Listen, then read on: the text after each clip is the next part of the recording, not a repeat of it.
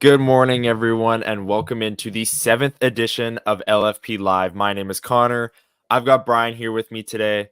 Brian, how you doing? I am doing great. I got off work early last night, so I didn't have to go to bed way later than I wanted to. So I am way more jazzed up about being awake at, this hour on a Sunday. And just want to say to those who are, celebrating, Happy Easter, everyone. It's Easter morning, so obviously there's going to be some people doing some things. Maybe they have us on in the background, with maybe breakfast is going on. Maybe you've got some little tykes hunting some Easter eggs out there. So the Easter Bunny, let's hope that the Easter Bunny was good to them. But Exactly. we are here. We're happy to be part of your morning today if you so choose it. And let's get into it. Yeah, there are Easter eggs scattered all over this house. I've got 3 young siblings under the age of 13, so they're gonna be busy with that. They won't be tuning in, unfortunately, this morning. But maybe next Sunday. Maybe next. Maybe next Sunday. We'll see. Let's get into it. You see the schedule there on the right. Thank you, everyone who's here with us right away. Matt, always in chat, well before 9 o'clock. Love to see that. Nicole's also in chat. You love to see that as well. Drop something in chat. Brian, before we get into the Jets, I know you're a big coffee guy. What are we drinking this morning? I've got an espresso shot, not a full coffee, but just a shot. Yeah. Well, my routine has been a little bit different today, where I started with one of the Nespresso, like the Grand Lungo ones, so like the half cup. It's called Fortato, so it's a little bit stronger, not too bad. And then beside me here, I've got a ginger tea with honey because I apparently slept with my mouth open last night and my throat hurts. Very fair, very fair. All right, let's get into it. There's chat's already buzzing. Do we want to start with the loss to Vegas and then get into last night's game against the Senators? Do we want to kind of group it all together as one? I mean, it's probably going to turn into one regardless, because there's a lot of things that kind of go together. I will say, like, I kind of want to start with the Vegas one purely because that was the peak of they played probably well enough to win, but the issues that plagued them caused them not to. In the power play, again, 0 for 5. Yeah. Just, yeah, like the special teams has been an issue all year. We've talked about it tons. It's gotten tons of airtime on this podcast. And it cost them again. And like you said, I think they played well enough to win against Vegas. A lot of people will say moral victories at this time of the season, not great. Which and I agree. Right there. I'm with them. Yeah, I agree. Like you can't really be saying that at this time of year. And then you get to Hockey Night in Canada against the Ottawa Senators on home ice with another moral victory, I guess. I don't know. But 6 straight losses for the Jets. The power play was struggling. The power play got on the board against Ottawa. Mark Scheifele looking for Velarde backdoor, just went off a defender skating in. But I think there are bigger storylines from this game. Hellebuyck's 500th game. We'll get into that in a bit. The third period line changes, which we will probably spend a good amount on because we've been talking about that for a long time as well. But just quickly on the Vegas game, was there anything outside of the power play that concerned you in the 4-1 loss? Obviously, there's that Scheifele instigator Haig hit at the end. What did you make of that whole situation as well? Yeah, I mean, I can appreciate the idea of standing up for a teammate.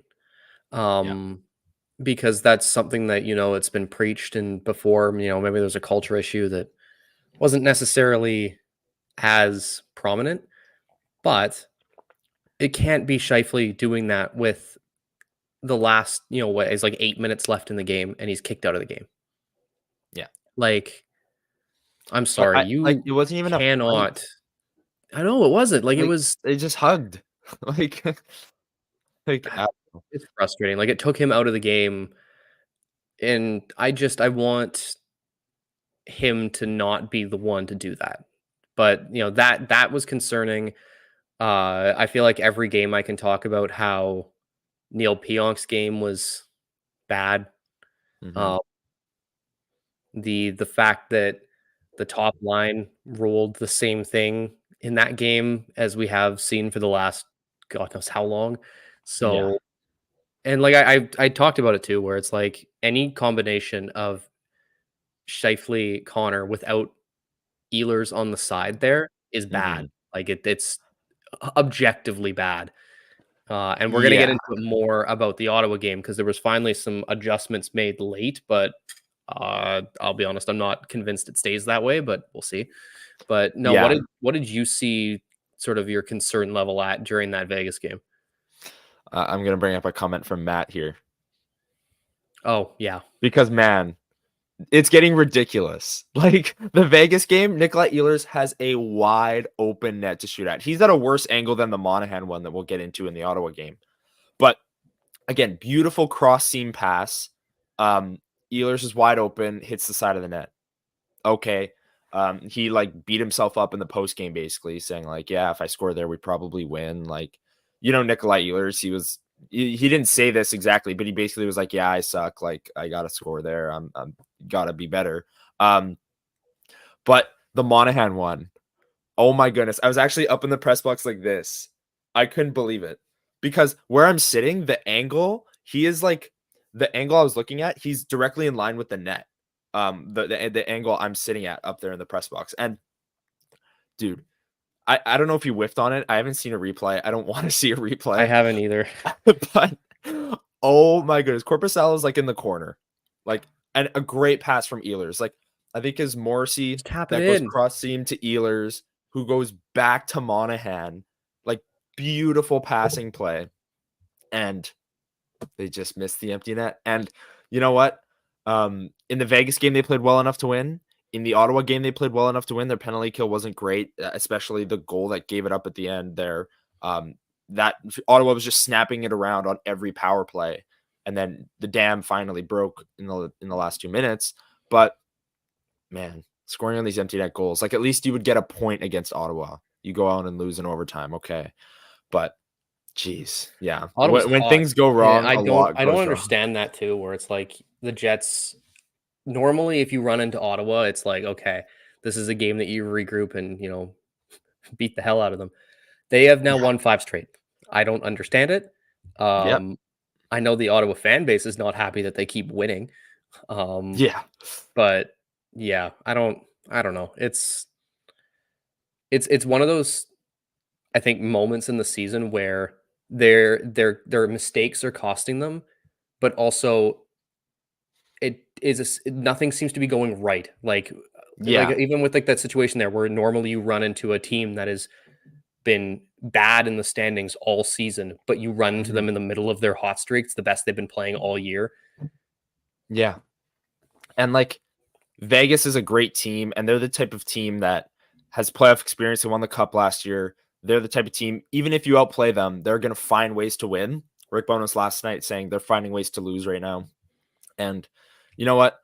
It was like The grasping defeat out of the jaws of victory. yes, yes, absolutely. And the whole overarching part to the discussion we're having right now is that a week ago we were talking about how the process needed to improve going into the playoffs. And while they haven't won the games, the process has definitely improved. Like, there's still concerns about the power play and the penalty kill. Special teams has been a Yes. concern since October, so nothing's really changed there. But the 5-on-5 process has improved, and I think it'll drastically improve if they stick with the line changes that they had in the last 10 minutes of the third period against Ottawa, because you could tell in that building, people noticed that Ehlers, Scheifele, and Velarde were together. You want to know why? Because they generated more chances in the last 10 minutes than Connor and Scheifele did together the whole game beforehand. So people Yeah. noticed Oh, they were absolutely cycling the puck. Velarde, I thought, played fantastic. We're already into the Ottawa game. We don't even have to segue. I mean, it's a natural progression. Yeah. I thought Velarde was great for his first game back, conditioning and everything. Like he's not a faster player. Like he's not a burner to begin with, but there was never a point where I was like, oh wow, he looks out of gas or he looks slow. He even drew a penalty with his speed in the first period. He like blew by a defenseman who had to grab him, and then they went on the power play. And the power play scored with Velarde. He had something to do with it because he was crashing backdoor. I don't want to say nothing to do with it, but they've got to resurrect the power play. And then do you want to get into the line changes first? And then maybe we'll get into Hellebuyck's 500th game after that. Sure. Yeah, why don't we could talk about the lines? There's brisket questions. discourse happening in the comments right now. It's LFP Live. Already? It's LFP Live. Oh. Yeah, Matt's asking, does brisket match well with eggs? And then Sammy smokes. Everything I goes have with had brisket. A brisket eggs Benny. Wow. And it was the perfect sort of level of smokiness, the richness of the hollandaise. I'm like, it's what I need. It's a perfect balance. Very hungry. Like I've already eaten. It's the perfect balance, just like the Jets lines in the last 10 minutes. Go ahead, Brian. Oh my god. Always. Yeah. No, but like I feel like we lead with the line conversation because that discourse can get ugly. But yeah. And then finish off the conversation with Hellebuyck's 500th because it's a better thing to celebrate. But sure. Yeah, I feel like the lines are a good place to start. Yeah. You want to go ahead first on the lines? Yeah, I will. I mean, what I will say first is I don't know exactly what his comments were post game, but like bonus recognizing that they needed offense and then going to the line that was the best line they've had all season only now. Like, okay, so you knew it produced. Yeah. But also the fact that he was like, yeah, we were, we had lost the game at that point. And I'm like, that his comments. Yeah, I don't know. Like, I don't think it doesn't give me hope, but I also don't think that it immediately means he's going back to the same lines. They've lost 6 straight games and they lost on the penalty kill. It wouldn't shock me if he did, though. If we see the line rushes in morning skate on Monday morning, which that'll be a great start to my week. Just terrific. If I look and I see, oh yeah, Scheifele and Connor are back together. We'll be in class at that point. Our final graphic design class of the year will be ruined because that will happen. So please, Rick, do not do that. Do not ruin my week because this has been also let's put aside that top line. We know they're good. We've seen them. Yeah. In the brief moments that they were together, Connor, Monahan, and Toffoli looked really good. People on Twitter were talking about how Connor can be like a natural fit with Monahan because Monahan, we've seen it with Nikolai Ehlers, has all these deflected pucks in front of the net. Monahan could just be a net front guy and let Kyle Connor kind of cook on the outside on the perimeter and let him shoot pucks, just shoot away. Have Monahan crash. Toffoli's smart enough to just be wherever he needs to be. Right. And you know what? Say that line doesn't work. It won't matter because the top line will be so good. Like there's a big enough sample size where Ehlers, Scheifele, and Velarde are like one of the best lines in the National Hockey League. So if your second line struggles, okay, sucks to suck. The third line has been great all season long in expected goals, real goals, anything you want to look at. Third line's been great. The first line, this is the point I want to make with this actually, because the first line of Connor and Scheifele Velarde were so bad last night against Ottawa that they had to split up the second line that was playing fantastic. Ehlers, Monahan, and Toffoli had a goal. They outchanced their opponents like 6-1. They outshot them like 15-4 or 15-5 or something. Yeah, they were at like a 90% expected goals. And then you look all the way down. Top line was so bad that it was below 20%. And I'm sorry. Like, I don't care who you're playing. You can't be that bad. That's why I think him going back to Connor, Scheifele, Velarde to start the next game is can't happen. That'd be inexcusable. If that happens, if morning skate, it's Connor Scheifele Velarde, I think every single question in his availability is going to be about that, because like, how do you not? You've lost 6 straight games. How do you not switch it up at this point, right? And back to my point, you want to talk about Ehlers, Scheifele, Velarde, how good they are. Sure, that's the conversation we've had all along. But this is more even to help the top line. Like, it doesn't even have to be Ehlers, Scheifele, Velarde. It has to be Scheifele and 2 other people not named Kyle Connor, because Yes. the top line was so awful last night that they had to break up the second line that was playing out of their mind. Ehlers and Monahan were playing fantastic together. Toffoli had a good game. But no, they had to break it up, because why? Because the top line kept turning pucks over at the blue line, and then it would be a 4-on-1 back the other way with Ottawa, and they would just score a goal. And that happened. The 4-on-1 thing didn't happen, but the turnovers of the blue line happened a lot of east-west play. And I do find it telling that they split that top line up even when it was 2-2. So Scheifele tied it up. And then I think there was a few more TV timeouts, and then fresh out of the media timeout after the 10-minute mark. So I think it was 9 minutes left. There was an offensive zone faceoff, and it was Ehlers, Scheifele, Velarde. And it was like, whoa, they finally did it, because at that point, the top line was just, they needed help. Honestly, like, I don't even want to rag on them too much. Like, they just needed help. Honestly, we should have seen that top line get broken up way long ago. They shouldn't even the fact that that top line of Connor, Scheifele, Velarde, before Velarde got hurt again 3-4 weeks ago, they were just as awful. There was nothing good about that line. They had 18 minutes at the beginning of the season where they looked great, and it's like that was all that Bonus remembered, because like between the first like 3.5 games, they looked fine. They looked really good. And then he was out for 6 weeks. Yeah.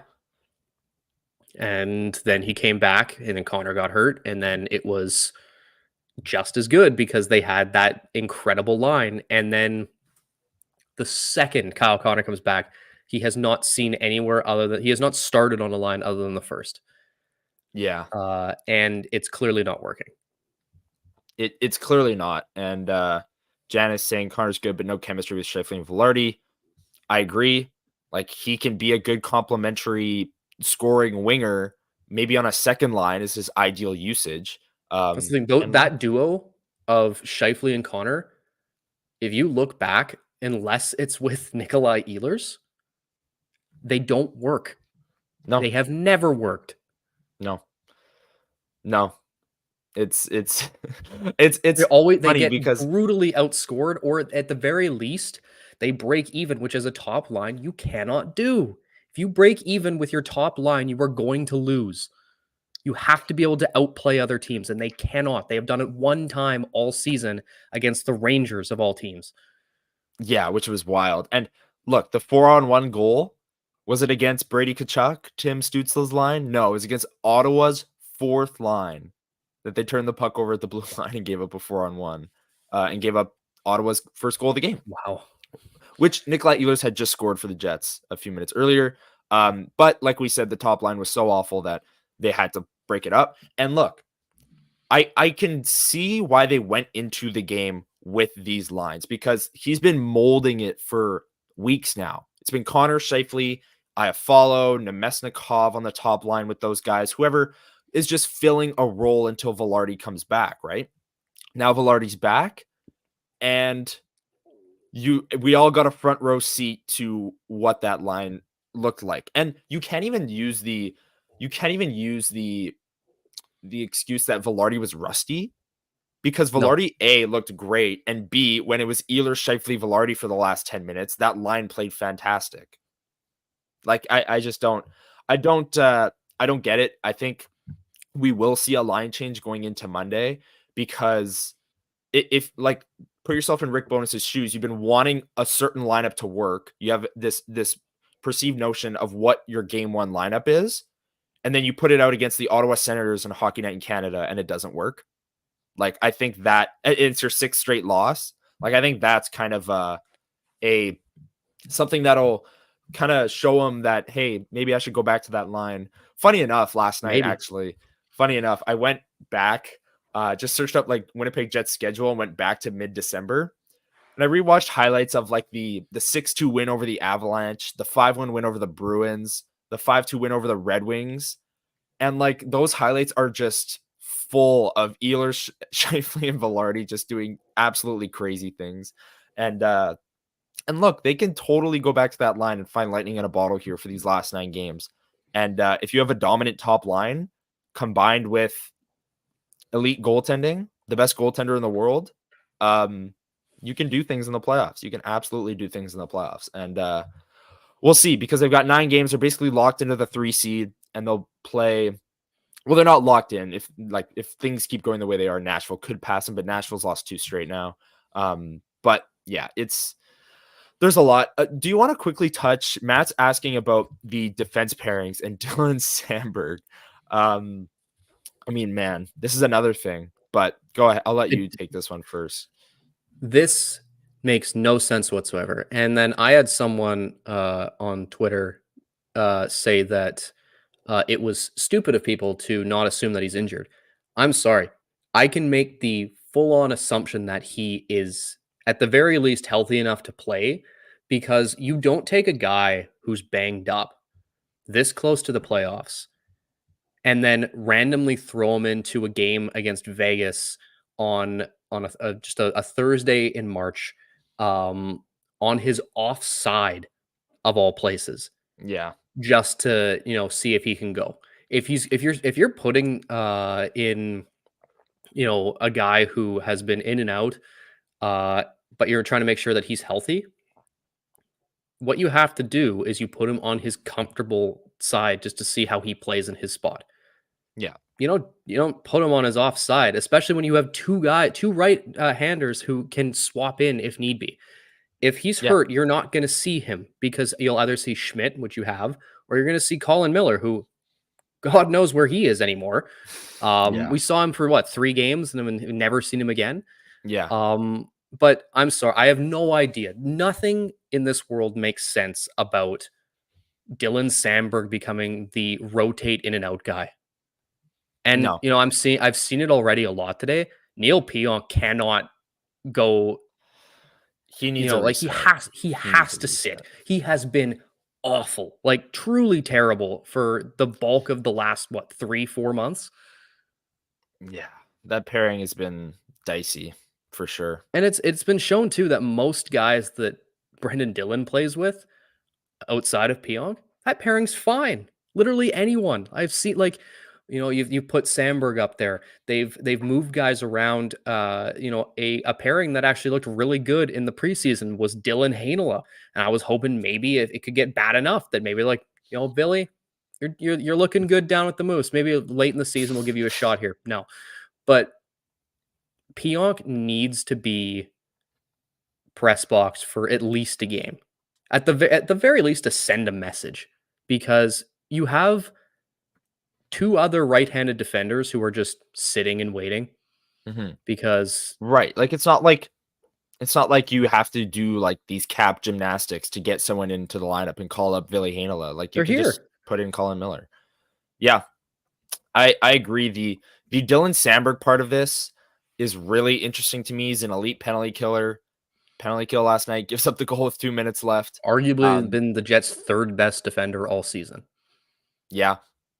Like, I think him, Dylan, DeMello, and Morrissey have all been pretty, really good defensively. And then whoever rotates in and out, like Stanley, this is the thing. He hasn't been bad. Like, he's actually been skating well in terms of actual on-ice results. Analytically, still not doing too great, but he never has in his career, right? But I thought he's skating well. He's actually keeping his gap well. And then, obviously, he's got the hits and the fights, which the coaching staff loves. Like, that's why he's in the lineup, is to be physical and all those things. But I said this on Illegal Curve yesterday. It's not like Dylan Sandberg is small. Like, if you're putting in Stanley against Vegas, and Sandberg played against Vegas as well, on his offside, like you said. If you're putting in Stanley against Vegas for physicality reasons, then why is Stanley in against Edmonton, who's not a physical team in the slightest? They're a rush dominant. They have the best hockey player in this world on their team, who's also faster than everyone else. You might want to like match that speed a little bit, but no, I don't know. Does this mean that he's on the outside looking in for game 1 of the playoffs? I don't know, which would because be ridiculous. Rick Bowness keeps bringing up physicality and him like doing what he's asked to do, which is clearly like hitting and fighting, and which is why he's staying in the lineup. But now, what, game 1, round 1 against Dallas, you're like, that's a physical team. I think Logan Stanley's probably in against them. Colorado, I'd hope not, because Nathan McKinnon is also one of those best hockey players in the entire world type of people. But yeah, like it's interesting. And yeah, Matt brings up like bad penalty by Dylan, 2 minutes left, just kind of uncharacteristic of him to take a penalty in that spot. A high sticking, and then the clearing attempts by Schmidt, like on the penalty kill. Couldn't get the puck out, had a few opportunities. It stays in, and then the Senators, Brady Tkachuk takes the lead, and then yeah, we talked about the missed wide open net at the end of it. We talked about it, but anything else on the defense core on the penalty kill? What do you got? I mean, the penalty kill, I've talked at length about how bad it's been, and like they got they obviously it's too passive. And you had a whole rant about this on Thursday's episode, where it's like you watch Edmonton blow past, or like they're charging you on their penalty kill. Why are you not doing the same thing? But yeah, that's well documented. But I know they scored a power play goal last night. First in 20 attempts. And I'm bringing this up because my dad's awake and he's in chat. Doug is here. Doug. I do want to mention that I think the plan for that play that ended up scoring was to feed it to Velarde down low, because that's his office. Why was Scheifele not feeding it down there for Toffoli? Yeah, I was thinking about this. Toffoli was down there, but I don't think he was making himself like available enough. And even when he was, they weren't going to him, like you said. I have a feeling like they don't believe in Toffoli in that spot as much as they do Velarde, which fair, because Velarde's like the elite of the elite at the side of the net. And that's who you have to run this power play through. And then we saw the opposite, because they didn't run it through Toffoli on the goal line. And they were just passing it on the perimeter, Scheifele to Morrissey to Connor and back, and then out of the zone, and over. You think it improves on the homestand with drastically, Velarde sort of facilitating down there? With Velarde and Monahan, you have enough out of that triangle there between Scheifele, Velarde, and Monahan, I think, to see some tangible results from the power play. I mean, I honestly think that, as weird as it sounds, I think some heat gets taken off Brad Lauer if they start scoring again, because it's clear that the players just weren't making themselves available. Yeah. As much as I hate what the lack of adjustments that were made early in the season, that's fully on the coaching. But I'm sorry, why are the players the ones deciding when they go to the umbrella and when not to? Because since Velarde's been out, aside from like a couple games, they've been running it through Morrissey again. Yeah. And coincidentally, the first game Velarde's back, they finally break the slump because they're trying to go down low. So if they do end up starting to find it again by running it through Velarde, that to me just feels like a Scheifele issue, because he's the one normally who tries to find guys down low. And why is, like, I know you said that Toffoli wasn't making himself as available, but he still wasn't even trying to find him. Yeah. So I wonder if it's just like Scheifele plays with so much familiarity that he's like, he doesn't like passing to guys that he doesn't necessarily know where they're going to be, which lines up fully with his clear love of playing with Kyle Connor, because Kyle Connor's just kind of there. But Toffoli, Monahan, isn't necessarily a natural thing that he's had for the last, No. 7 years. Yeah. And like, honestly, I think, hold on. This is a great point here. To have power play struggles so bad just because it's missing one player shows there are problems. I 100%. 100% agree. But on the flip side as well, I'm also of the mindset that Gabe Vilardi can fix this power play. Like, he is a special enough talent at the side of the net, and we saw a big enough sample size to where this was the case, where uh, he can fix it. And look, the power play from the time they acquired Monahan to the time Vilardi got hurt, I believe was above 30%. Now, I'm not expecting them to get back to above 30% on the power play because Vilardi's back. But with Let's get above Vilardi and league average, Monahan, please. in those two spots and how good they are, Vilardi being the side of the net and Monahan in the bumper, I find it tough for them not to at least get back to league average, if not higher than that, because those two players know what they're doing in those two spots and they're fantastic at it. And if you just run it through the two of them, Vilardi on the side, feeding it to Kyle Connor for some one-timers, feeding it up to Monahan to the bumper, or Vilardi doing that crazy move where he like backhands it, like head fakes and backhands it up.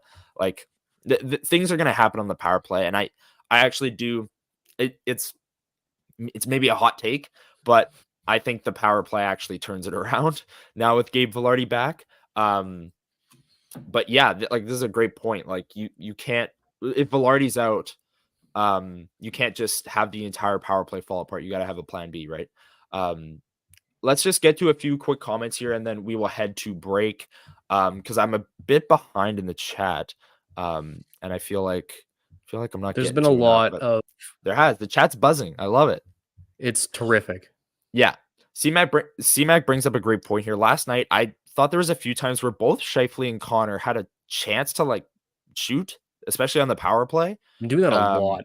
And they just didn't. And I was like, you got to shoot that puck. But yeah, that's a great point there. A lot of people are bringing up the Perfetti Sandberg both being scratched thing, that they're in the same house, which is pretty interesting. I think Liz Hood had a tweet about this a few weeks ago, saying like, oh, to be a fly on the wall in the Perfetti Sandberg household, as they're both It's actually just become a rage room. yeah, exactly. Any good power play has a threat from the point. Morrissey, yeah, he doesn't shoot it enough, I feel like. And when he does shoot it, and I like this, when he does shoot it, he's not shooting to absolutely crush it. He's shooting for Monahan to whack at it and tip it. And I think that's the most effective shot from the point. I don't know. He's way better when he's not the one running it, because he feels the need to just pass it off when he's at the top of the umbrella. When you're running it down low, suddenly he has a little bit more time to, catch and shoot, because it's a little bit less of I have to pass this off because guys are expecting me to. Yeah. So he might not have like this super hard shot, but he's smart with it. And when he actually has the chance to use it, which he does when they're not running it through him, it's totally fine. Pionk, however, it's not there. Yeah, I mean, he showed a lot of power play flashes like the year he put up 1 million points in his contract year. Yeah. Because that he was playing on the top power play. But yeah, T-Will, it's like studying for a final exam. Some students can buckle down and study all year long. Those are the superstars. Then there are the students who slack off and cram for the final. That's us. I honestly, before we go to break, I want to bring this up because it's going to be so unfair to the future teams of the Winnipeg Jets. Like the Winnipeg Jets 10 years from now. It's going to be so unfair when it's a new core and they have a great first half of the season. They are like first in the league in December. People are going to be like, well, I'm a Winnipeg Jets fan. I'm going to wait and see.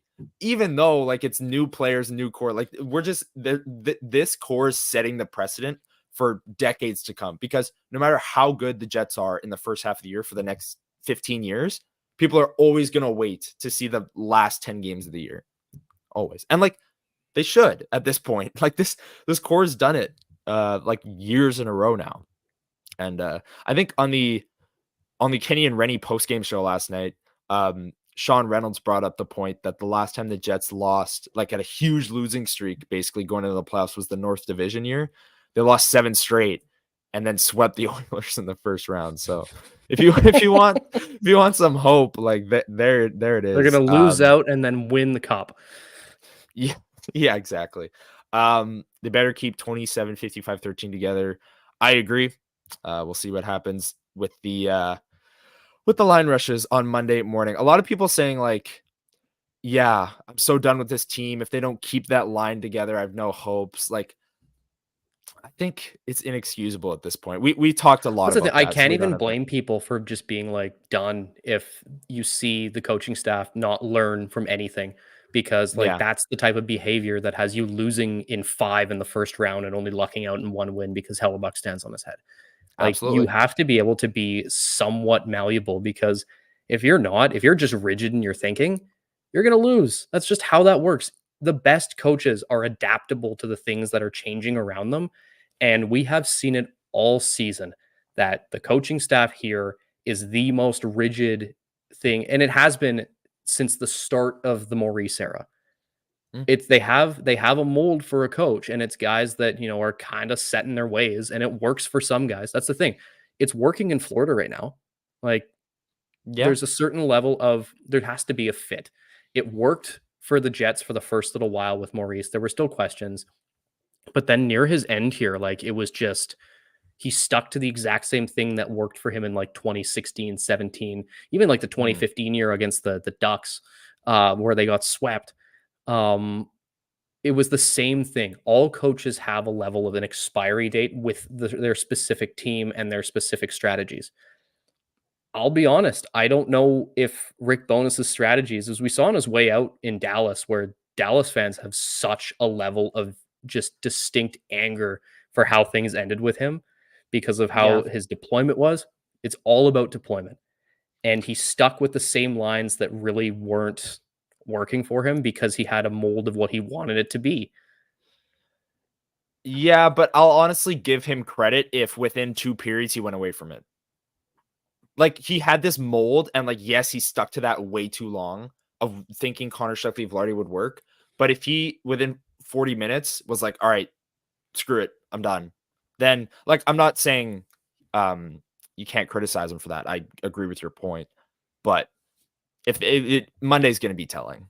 That's all I'm gonna say I mean, with the yeah, line but like changes. also like we're now on like 2.5 months of him just trying to force a square peg into a round hole with Connor Scheifele Yeah, guy.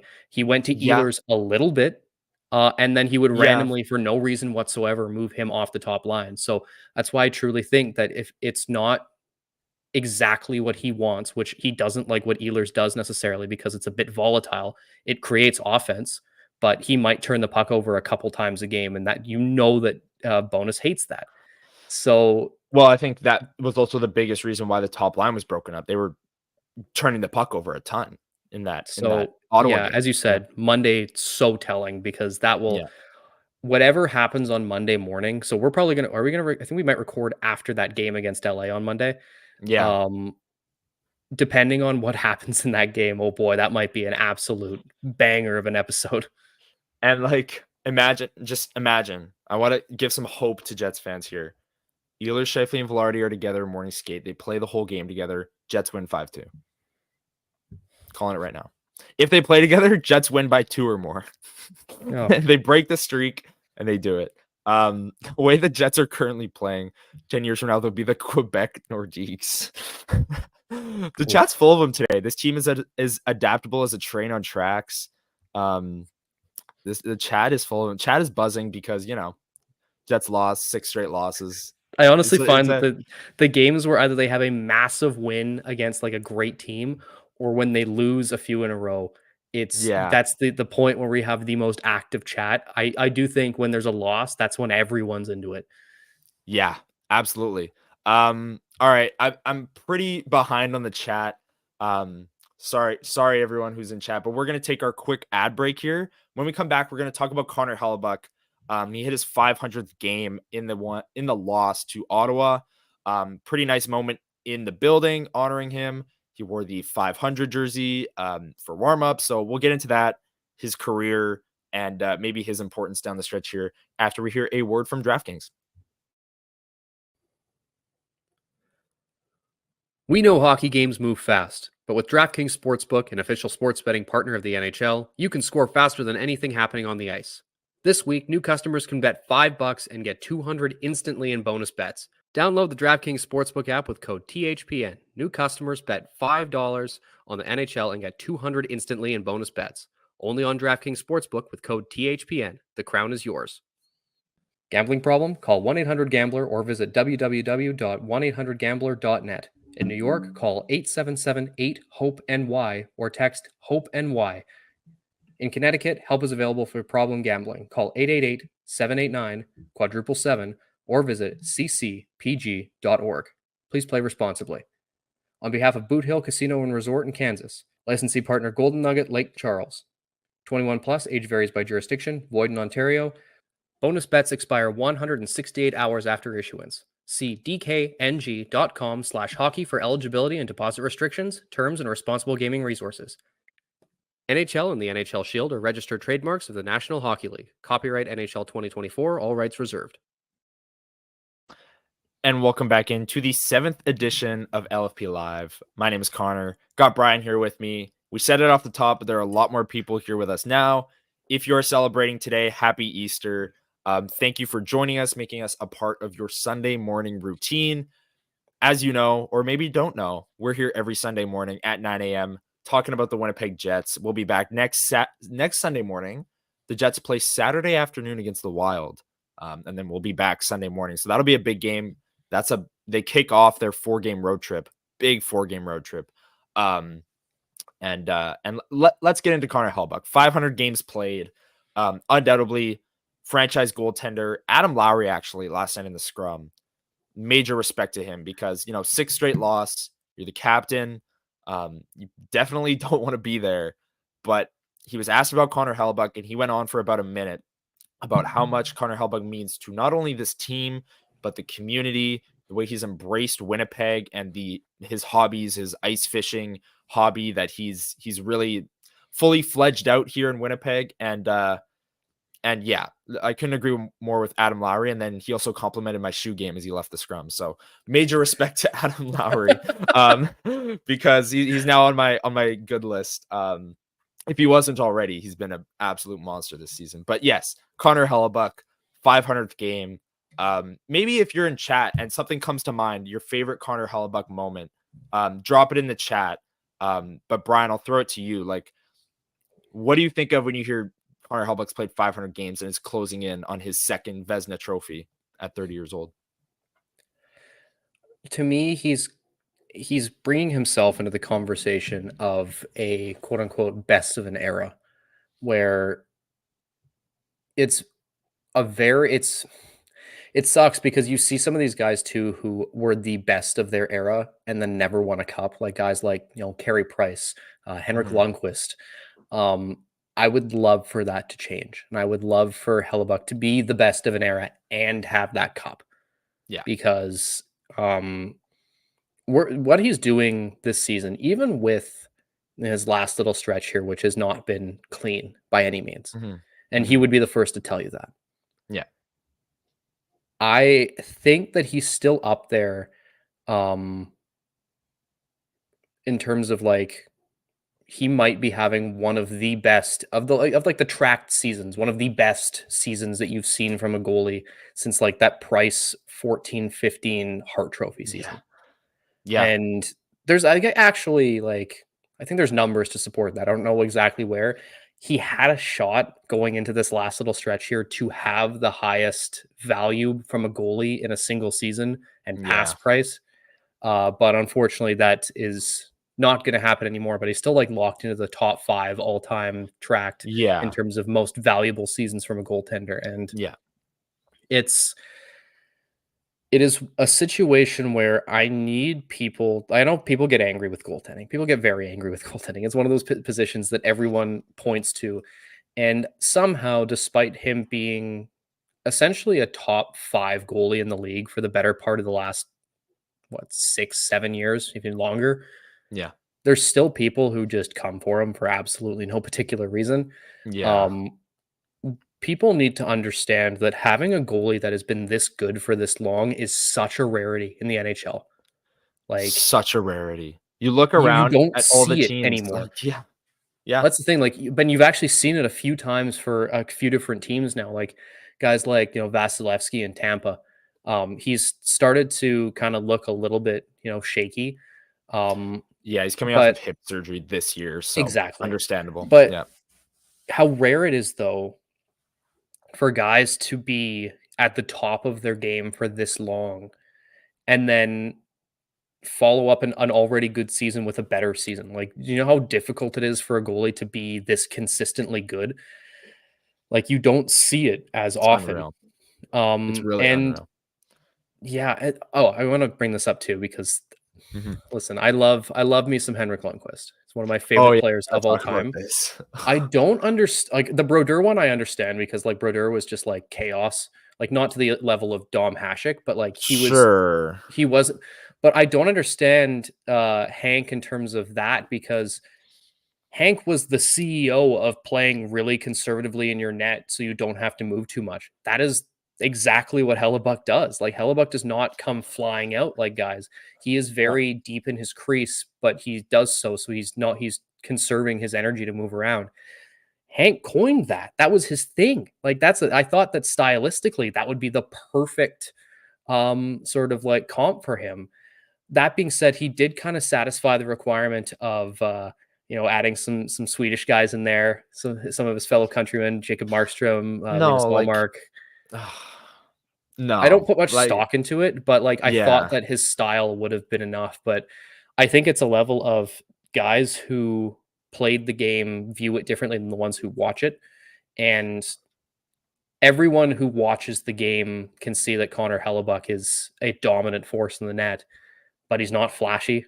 And right, he plays in Winnipeg, let's be honest. Like yeah, most of the other guys that they named, like the only one that I would say is different is like a Jacob Markstrom in Calgary, because Calgary's not that big of a market either. But like all the other ones are in bigger markets. You got Boston, you got both New York teams, yeah, featured on the lists, and Vancouver.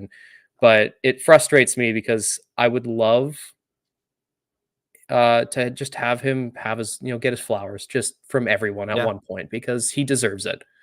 absolutely. And you know what? When he wins his second Vesna this year, we'll see if he's if he maybe moves up the list of the king Henrik Lundqvist, because that's unbelievable, especially Linus Ullmark.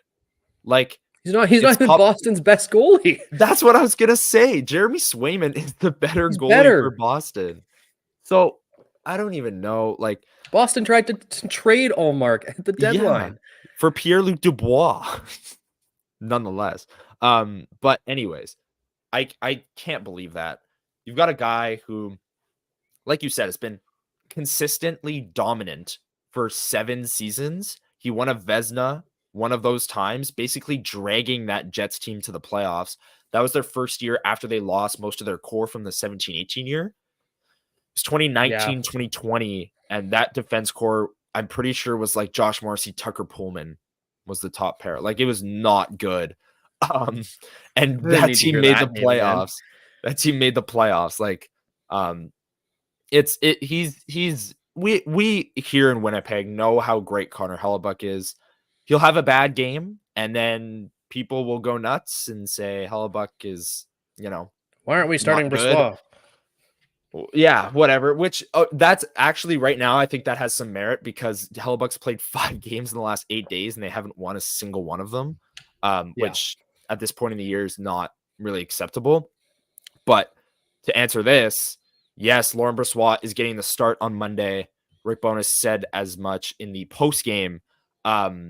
But like, Martin Brodeur actually said in an interview with Pierre LeBrun that the only goal he thinks replicates his habit of wanting to play every game is Vasilevsky, almost like Helly doesn't exist.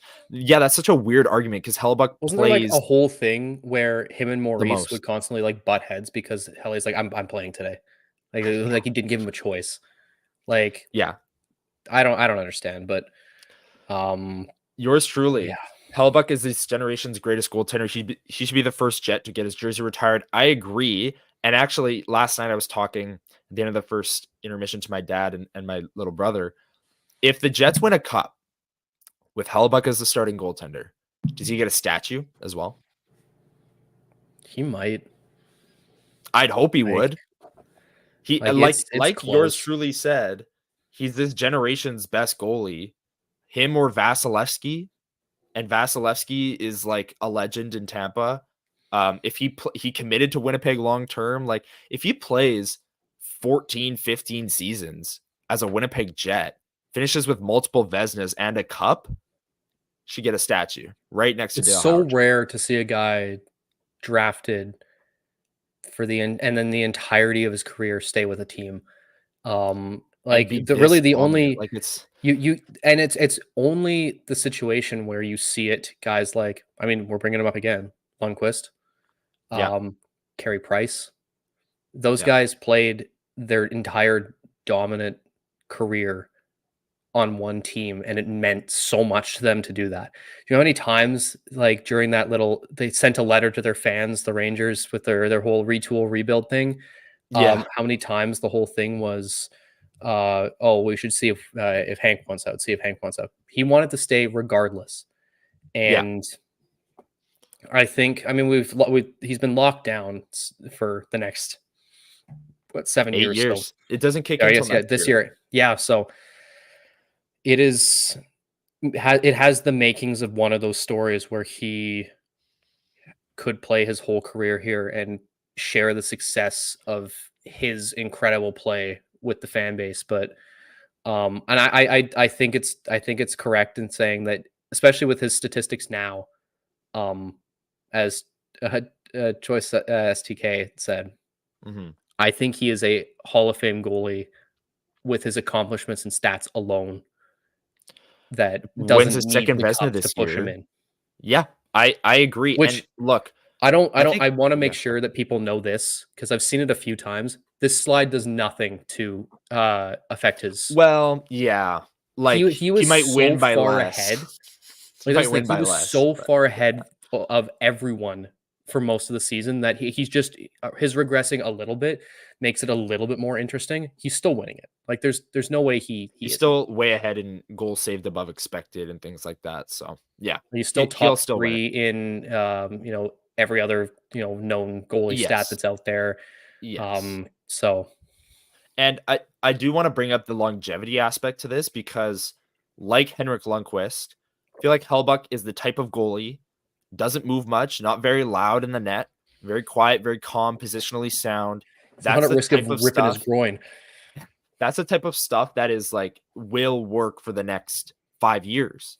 Like Yep. that's why paying him $8.5 million for the next 8 years is like, yeah, go for it. That's great because at 34 years old, I don't really have any concerns that he's gonna like he'll slow down maybe a little bit, natural regression, but like he's not gonna maybe he won't be winning Vezinas at age 34, but Who knows? man, like who knows? Yeah, I Like, still think he'll is be he like this an elite generation's, not starting in goalie. play?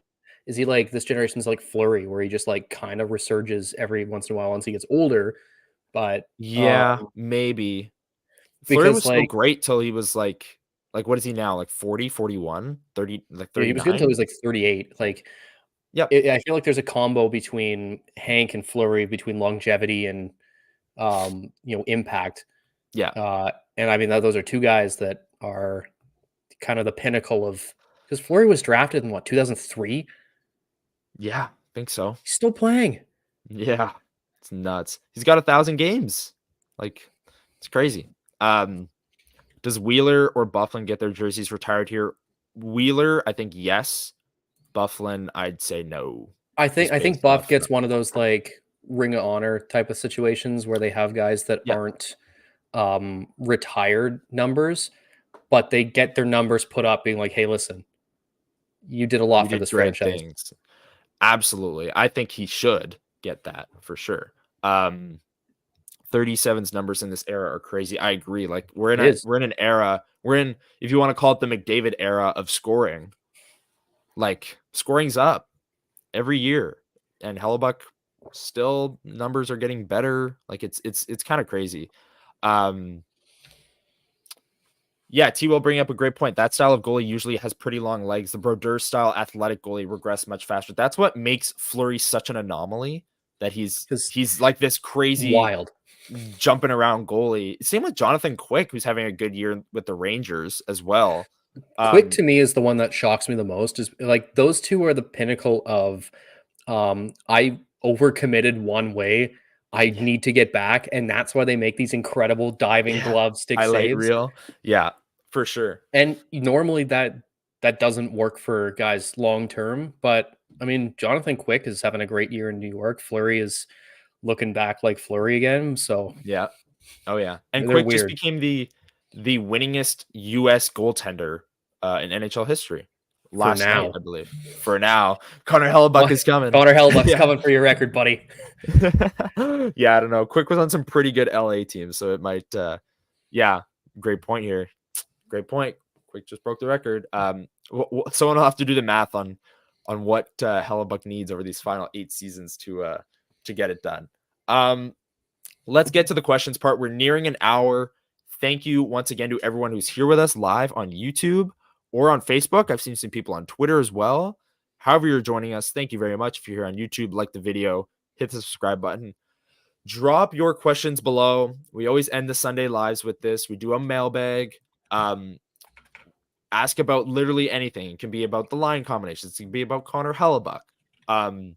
While people are dropping their questions, I want to bring up maybe not my favorite Connor Hellebuyck moment, but one that is kind of underrated in a sense. Last year against the Minnesota Wild, that game where like Ehlers got hurt, everyone's fighting. It's like the most tense game of the year.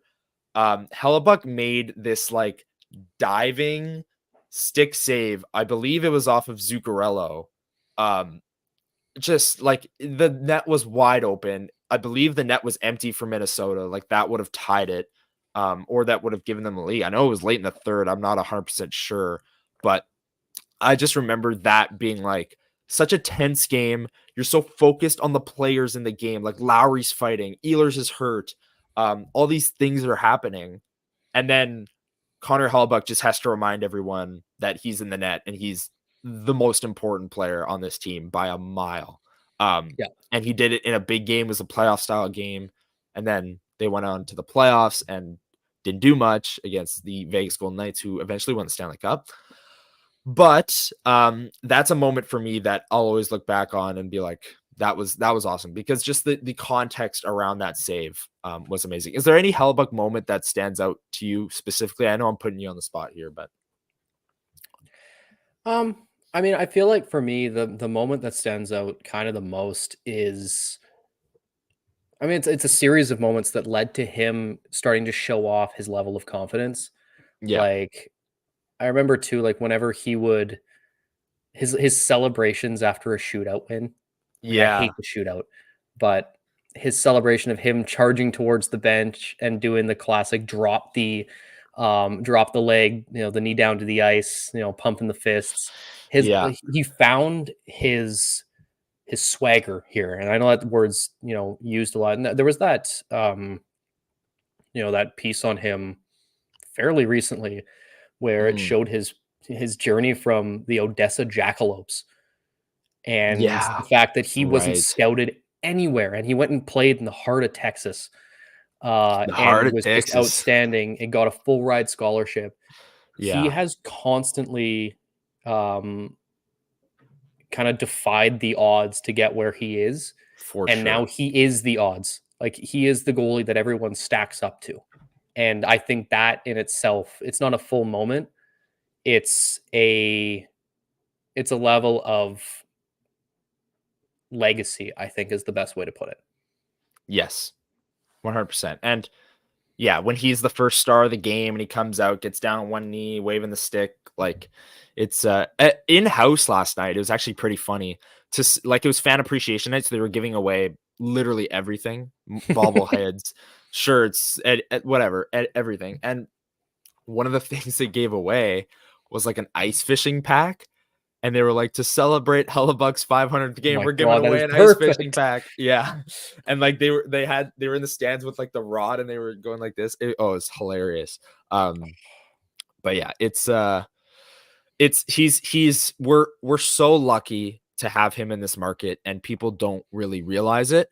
And when he's gone, people are going to realize it, because You know what? Last night's a perfect example. Ottawa's had goaltending issues ever since they've missed the playoffs 7 straight years now. They've had goaltending issues the whole time. What did they do in the offseason? They gave Jonas Korpisalo a huge 5-year contract to be their starter, and he's like a sub 900 goaltender. He's got like an 880 save percentage. Like, Yeah. that's just goaltending in this era. Like, it's just not Voodoo. good. Voodoo. Yeah, goalies are voodoo. We say that all the time. But Connor Hellebuyck is not. The questions are flowing in. Thank you, everyone. If you have questions, drop them below. CMAC, who wins today, Michigan, McGroarty, or Michigan State? Dave Minuk on Illegal Curve yesterday joked that Kyle Connor and Mason Appleton are going to have some beef watching the game today. 100%. But Brian, and then kind of loop it into this question also from CMAC. If Michigan loses, does he sign with the Jets? What do you think? So I am, as most of you know, and I've worn the hat. I should have worn it today. I didn't think about it. Right. Yeah. But I am a massive Michigan sports fan. I'm also aware of the fact that last week, also on the Saturday, Michigan lost to Michigan State in overtime. It's going to be a good game. I think it's going to be another really good game. But I also don't think the people hoping that Michigan bows out early, I to kind of loop it in here, from what I can gather, and every piece of media coverage about McGroarty, this is not going to be an immediate decision, I don't think. No. Yeah, I agree. I think there's time to be like even like a few days, because also you have to deal with the fact that you just lost, a chance at the Frozen Four if they drop it, or even if they go forward and end up winning a couple more games and lose, or they win the Frozen Four. You have to take that all in. It's a massive experience for someone. Yeah. And if your mind is set on, oh, am I signing the CLC? Am I signing the CLC? You're not in the right place necessarily. For so sure. I give it a little bit. I still think there's an opportunity for him to sign, in a week or two. I feel like it's more likely for him to possibly sign an ATO even, because I don't know if there's a spot like an ATO with the Moose and, play out the rest of his pro season there, get some playoff action. That would be nice. I actually don't think that's the ideal. It is, because then you don't slide the ELC at all. And we had this conversation on Illegal Curve yesterday. McGroarty's not getting into this lineup. No. Like as much as people want Mason Appleton to come out for Rutger McGroarty, Rick Bowness isn't putting McGroarty on his most trustworthy line going up against Dallas in the playoffs. Like, he's not. The fourth line right now is Iafallo, Baron, Nemesnikov, and Perfetti's on the outside looking in. Like, he's not getting put into this lineup. And yes, if he's with the Moose, that'd be great. That'd be fantastic, because he gets that playoff action, gets that development, and that would be huge for him. I'm getting playoff tickets for Moose games. Oh yeah, like can you imagine? Like, I mean, he's probably playing on, at the very least, like the second line. If they play him with Lambert, I'm just thinking about it. It'd be so much fun. I will say, I don't know if they want to break up that line right now, because they are absolutely clicking. Because it's Malott, Lambert, and AJF. Yes, yeah, and they have like single-handedly imagine Chibrikov and McGroarty on a line together. Yeah, it's like Ehlers and Nino. Is this pattern of a collapse at the end of year hurting season ticket sales? Fans just don't want to buy in. I don't know about season ticket sales, but I can definitely say that it's not hurting just ticket sales in general, because they've sold out 3 straight games. They've already sold out April 18th against the Canucks. The average of how many people are coming to games has gone up ever since Gary Bettman came to town. It's gone up significantly as well. Had multiple sellouts. And look, the team had lost 5 straight going into last night's game against Ottawa, and they needed like a late push, but they got the they got the sellout. They needed, like, it wasn't sold out the day of. They even had a post saying like there's limited seats available. It eventually sold out. So people are showing up, people are doing their part. And yeah, the building is, like, last night is electric in there. Hockey night in Canada, 2 Canadian teams going right down to the wire. Like, it was like a great atmosphere in that building last night. And it has been all week. for all 3 sellout games. And I don't think, like, while fans will be like, well, if they're good in December, we need to see it over the second half. Like, they're so good in December, and like that's a product that you want to watch. Like, I don't know, everyone had a blast watching Ehlers Sheffield Velarde just cook that 5-1 win over the Bruins on a Friday night going into the winter The break. vibes were Like, so good, and like the saxophone Squirtle blasting in the arena, Nate well, Schmidt screaming at you. I don't know if you saw my tweet last night, but they played it again last night, the saxophone Squirtle. And I was like, When they were on the Shifley and ice. Velarde are playing together, and they just played the saxophone Squirtle. I was like, what month is it? Yeah, it's hilarious. C-Mac again. Is Stanley giving himself a chance of replacing Dylan for next year? Maybe, but I don't know if it's a I direct think replacement, but I think he's Sandberg, doing. I think, is the Yeah, I think he's doing guy. Yeah. enough though where he hasn't been bad enough to play himself out of the spot that he has Yeah. been apparently given the chance to have now, and I think that carries over. Um, I mean, in a third pairing role, it's kind of negligible, but Yeah. We'll see going forward. Yeah. Yeah. We'll see what happens. The last couple games are going to decide that for sure. Low and slow, got 9 games left. We have to finish the stretch off with nothing but flavor. The brisket analogies are flowing. Can't be LFP Live without a brisket analogy. Matt, who wins the Art Ross this season? So this race is actually incredible. Like a because 4-point difference. Every night someone finishes higher. It's Kucherov, McKinnon, and McDavid. So I'm searching up what they're officially at. I'm pulling it up right now too. I'm pretty sure. Yeah, Nathan McKinnon is now leading after last night. The Avs put up like 7 goals. He's got 127. Kucherov's got 126, and McDavid's got 125. Oh, and then So the they're next all within closest is 2 points. 107. Like, it's not even close. Yeah, yeah. So they're all within 2 points. Who do you think? I am not one to bet against Connor McDavid, even though he's last. Precisely where I was going with that. Yeah. So I think I'd take McDavid there. Yeah, me too. Okay, agreed. My Heli moment was Game 3 against Nashville. The save he made on Arvidsson on the breakaway when he pokes it away from Trouba at the point. Yeah, he came up like that first period was rough in that game, but he came up huge in a couple spots, made the comeback possible, and that is a great moment. Doesn't Appleton play more total minutes than almost all other forwards? He does have like the highest, not the highest, one of the highest percentages of like 5-on-5 ice time. So just wild to me. And it's Rick Bowness that's doing that, so he's not taking him out for Rutger McGroarty. But then again, Rutger McGroarty, like we said, could be great for him to get a playoff run with the Moose. And to tie it into the Moose, did Thomas Milic save the season for the Moose? I mean, the people are asking, Brian. I think he might have.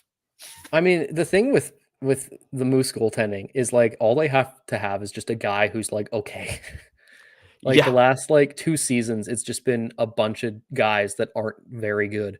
Like a Burden, Arvid Holm, Evan Cormier, and Oskari Salminen, trio. Oskari Salminen, who scored a goalie goal in the ECHL the other night. I don't know if you saw that. I did for the not. Norfolk Admirals.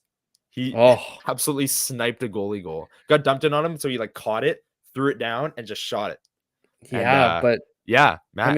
How about Salmonen's goal? Yeah, there you go. And Milic has been about as good as you can expect a guy playing his first pro season to be. And to be honest with you, that's better than what I would have, anticipated, considering he started with Norfolk. And I mean, he was good down there. He struggled a bit to start with the Moose, but he's evened out, and he's kind of won that starting job. Like, I haven't seen Colin Delia in a while. Yeah, and Delia actually started a game and got pulled because he gave up like 3 goals on 9 shots, and they put Milic right back in. Like, Milic just started every other game but that one, and so we'll see how this like carries over. But I'm sorry, but in your first pro season, kind of seizing a net says a lot about a guy. And obviously, goaltenders in the AHL can be different, and a lot of the times it doesn't translate to the National Hockey League. But I'm very interested to see how this works. But I'm sorry, like Milic has seized the net, and they are rolling right now. So that's really all you can ask from a young guy like that. They're molding him to be the next Hellebuyck because they're playing him every single game. Yeah. So, okay. The Helly save on Matt Dumba on the 2-on-1 in Game 3 against the Wild. Yes, sorry, Game 4. Yeah, another great moment. There's so many for Connor Hellebuyck, Big and moments. he's an absolute legend. But yeah, what do we got? I think I think I got to everyone's question. C-Mac here is JMO hurt? Looked off last night, or is he just He's exhausted? I think. exhausted. Yeah, I don't think he's playing hurt. I think he Played played like 30 what, minutes 30 against minutes Vegas. against Vegas. Yeah. I think he's playing a lot, and again, you play Logan Stanley and you're down a goal against Vegas, so you run Josh Morrissey out there like every other shift. He's going to end up with 30 minutes, and Logan Stanley didn't see the ice in the last 10 minutes of the third against Vegas. So, yeah, it makes sense. Is the bonus system too demanding to play for a full season? A lot of stories out of Dallas about how happy the players were when Bones was let go. The first part of that is bonus system too demanding to play for a full season. I'm honestly starting to think that's the case, because he's talked a lot about how taxing it is to play the way that they play every single night. And it's a tough way to play, but it's a rewarding way to play. And look, if I think this team does look tired right now. I don't know if that's the sense you're getting as well, but Yeah. They maybe it have for is the the last like system. month and a half. But again, it's March. I think they're like, the game Monday is going to be like their 17th game in like 31 days or 32 days. Like, you've played so much hockey recently, and look, it's not slowing down.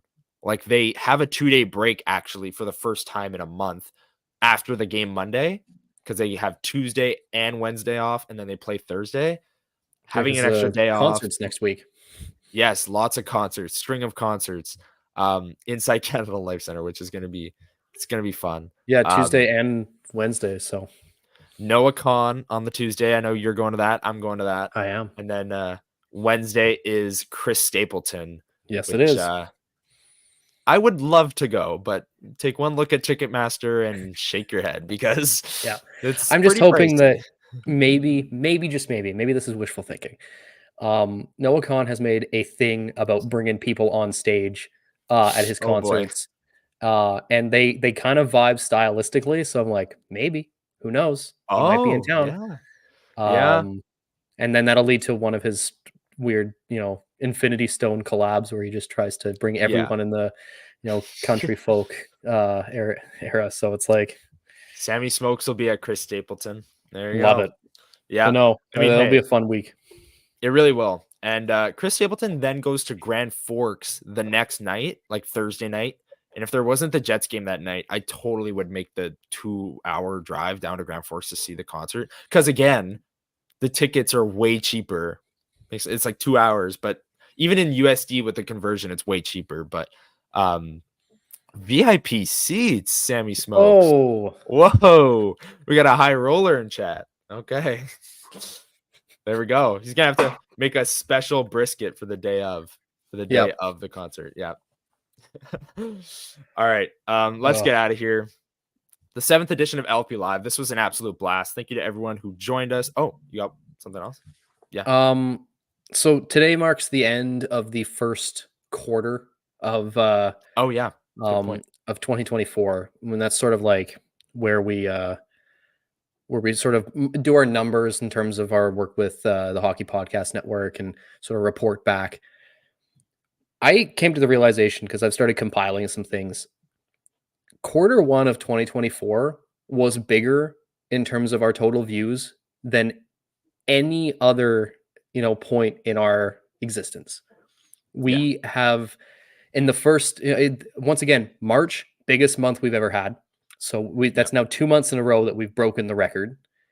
And then YouTube for us has been massive. All of, the people in chat, people who have subscribed, who are joining us on our Sunday morning, adventure of deciding, what, let's get up early and talk Jets, and talk about the fact that we're yeah, exactly. We're complaining about lines at 9 a.m. on a Sunday morning on Easter. Nothing better. It is Easter morning, and we were, talking about, why Dylan Sandberg's out of the lineup. And we've Oh, got God, almost so 200 funny. people in here again. Like, it's every single week we're building up, and like this is a very long-winded way of saying our successes, and like the fact that we've grown this much in the first quarter of 2024 is fully attributed to all of you here watching Mhm. today. Absolutely. And we've talked a lot about how this started as like a, hey, we've got some time during school, Yeah. let's go hop on down to the studio and start doing things. And we're now sitting here talking to 200 people on a Sunday morning, most of which we've seen several times before. Some And I regulars. mean, Yeah. it feels like a great times. We'll probably do something else too, where we'll report back some of how big this quarter was for us, so you guys can see it for Mhm. yourselves, because we want you Mhm. guys to know sort of what your handiwork is doing, because we're just sitting here. You're the ones who choose to listen. You're doing the We're hard just work, yapping. We're just yapping. just yapping. Um, we cannot begin to express how thankful we are for it, that we can just talk Jets and people are actually willing to listen, and not just listen but interact with us, share our stuff. Mhm. And I truly like it. It's a something that both of us want to do for the long term of our careers. And yeah, I mean, I know Connie will probably have some stuff to add on here, but from Absolutely. me, Yeah.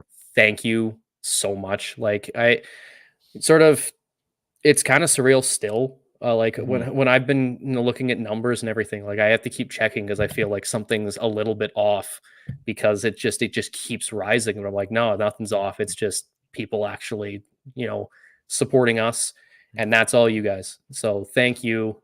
Mhm. Thanks for listening to our musings, our chaos, our our weird conversations about why, Brisket. what brisket, and our obscure baseball and basketball references to try and relate to hockey. And, Yeah. but no, that's from me. Like, it's from the bottom of my heart, and I can't appreciate it enough. And Connor, I'll turn the floor over to you to have your piece Yeah. here. I could not agree more. Like it's been an absolute blast to grow this, and the content schedule change that we made. When was that? The start of February? We started Yeah, going to so we started releasing 2 episodes a week on Tuesdays and Thursdays and doing this LFP live, and the LFP lives have really just completely changed things, because not only does it give us another hour, 20 minutes we're approaching here to talk about the Jets, and usually recap the Saturday games. It gives us, most importantly, it gives us an opportunity to interact with everyone who listens to our show, because before there was no option for that. All we did was put out a podcast. People would comment on our YouTube, we'd respond. But this is a whole nother level of interacting with people, and it's been so much fun. Um, yeah, CMAC, fan base fueled by passion. Thank you for the compliment, but honestly, the Jets fan base, 6 straight losses, we've got 200 people here in chat. Like that's all they you just really want need to to want to say. talk. People just they want to talk about the damn Winnipeg Jets. Um and hey, Goddamn Jets. the damn Jets. And hey, we love talking about it, and we love that you join us. And yeah, thank you everyone for all these very kind comments. Greg, keep up the good work. Thank you. My uncle Ryan Boyle, you guys are the future of sports broadcasting. Keep it up. Also, my uncle, big reveal, Sammy Smokes. I'm only the beginning, boys. Great show. Keep it up. Choice agreed. I'm here every week because you guys are the new guard. T. Will Remo is sweating right now. Yeah. 200 people. Yes, I do want to address this. 200 people, Rennie math. It's because we stream through StreamYard. And what StreamYard does is it compiles every viewer.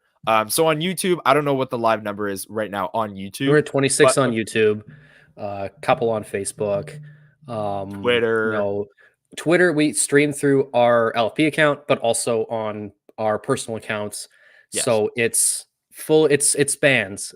So it may, listen, It 200 might not be people, when it says 100% accurate. 28 on YouTube, I understand how that might seem a little bit like a stretch, but no, it's across all platforms. We're not. I also think 200 people is a stretch. Like maybe a few of those are like Twitter bots, but Hey, But listen, they're the ones who dropped the link in bio comments on my tweets. My yeah, biggest exactly. fans. Yeah, my biggest fans. Yeah. Thank you, T Will. Really appreciate it. Doug, live show is the only way to go. Good job. Thank you very much. We love doing the live show. We love that everyone joined us here today on Easter Sunday. Enjoy the day, everyone, if you are celebrating Easter, and enjoy your dinners. Enjoy whatever. I've got a huge beer league game tonight. First game of the playoffs. Ooh. After Easter dinner, this is gonna be dicey, but we got to power through. No excuses, Throw up only on the ice. solutions. Yeah. Yeah. Oh my God. It's going to be fun. But anyways, thank you everyone for all the kind comments here as always, every Sunday, we hit our peak right as we're backing out. Cross the But hey, 200 threshold just as we're about to say goodbye, of course. yeah. I gotta get a ham in the oven. Yeah. Yeah. Sammy Smokes has got to throw his brisket on the smoker. Yeah, there's a lot that needs to happen here. Right there. Easter ham. Yeah. Yeah. Big time. All right. Enjoy the day, everyone. Thank you for joining us for LFP Live, episode 7. Of course, we will be back next Sunday interacting with all you beautiful people in the chat once again. Hopefully, we'll have a win to talk about because the last 2 LFP Lives have been 3 straight losses and then 3 straight losses, compiling for 6 straight. But yeah, hopefully we get a few wins. Hopefully we see Ehlers, Scheifele, and Velarde together because that was really fun. And yeah, we dropped the comment here. Like and subscribe on your way out if you haven't already. Hit the subscribe button, the notification bell so that you get notified at 9 a.m. Maybe you slept in, forgot to set your alarm. All good. You wake up, you see it on your phone, notification. LFP is live. Here we are. And you join in. And what are we talking about? The line combinations, of course. That's just like Ain't nothing better. That's like the LFP lore. It's like you sleep in, you click on level flight, and the first words you hear are like Nikolai Ehlers. It's like Kyle Collins and Mark Scheifele. Yeah, that's just what we do. That's just what we do. Smoked ham today. Sammy smoked. Okay. Interested to see that. All right, let's get out of here. Brian, any last words on the way out? I know you had the long speech. But yeah. Just thanks again for tuning in. Happy Easter, everyone. If you're spending it with your loved ones, enjoy it. Enjoy your dinners tonight. And then if you did miss most of this, we're going to be uploading the audio as well somewhat soon. But this is the longest goodbye ever. Yes. It is. But listen, food talk really it derails us a little. But yeah, no. Folks, enjoy your Sunday. Yes, we'll get out of here. We'll end the goodbye. How many of the 200 of Connor's relatives? Probably 190. Let's be honest. All right, let's get out of here. Thank you everyone for tuning in. We will see you Tuesday for episode 81 of the Level Flight podcast. We'll be breaking down the Kings game and so much more. So join us then. We will see you. I got to find the outro video here, but I found it. So I'll see you Tuesday. And then join us next Sunday for LFP Live number 8. See you.